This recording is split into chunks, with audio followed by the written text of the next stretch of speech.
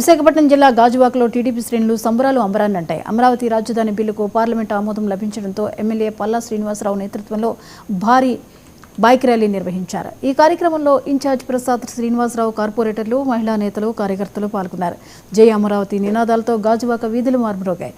రాజధాని అభివృద్ధికి కేంద్రం మద్దతు ఇవ్వడం చారిత్రాత్మకమని ఎమ్మెల్యే పేర్కొన్నారు.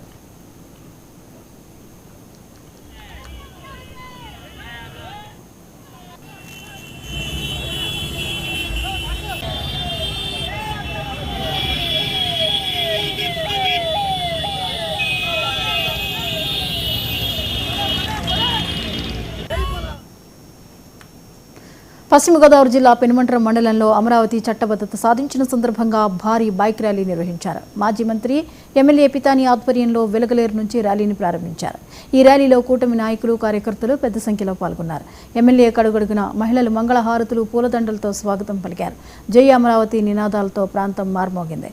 చంద్రబాబు పట్టుదలతో రాజధాని సాధించారని ఈ సందర్భంగా ఎమ్మెల్యే పేర్కొన్నారు.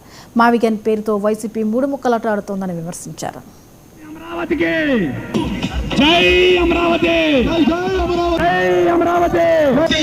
రాష్ట్రం ఏర్పడి 12 సంవత్సరాలు అయితే మరొకసారి అమరావతి రాజధానిగా తీర్మానం చేయవలసిన గతి ఈ రాష్ట్రంలో ఆంధ్రప్రదేశ్ రావడం సిగ్గుచేటని భావిస్తాం. అయినప్పుడు కూడా జగన్మోహన్ రెడ్డి లాంటి ముఖ్యమంత్రి ఈ రాష్ట్రంలో మరొకసారి వచ్చినా, అటువంటి నాయకుడు ఇంకొకడు వచ్చినా అమరావతిని ఆడుకోకూడదు, ఆంధ్రప్రదేశ్ రాజధాని స్థిరమైన రాజధాని ఉండాలి అనే ఆలోచనతో అమరావతిని రాజధానిగా ఒకనాడు చేసిన చట్టసభలో మరొకసారి తీర్మానం చేసి కేంద్ర ప్రభుత్వానికి ఉభయ సభలో తీర్మానం చేయండి.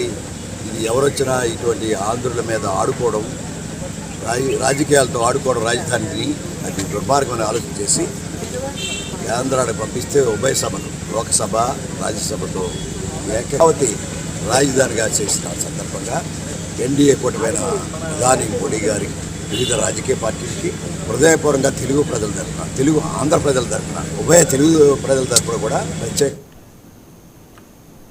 పశ్చిమ గోదావరి జిల్లా నర్సాపురంలో కూటమి కార్యకర్తలు సంబరాలు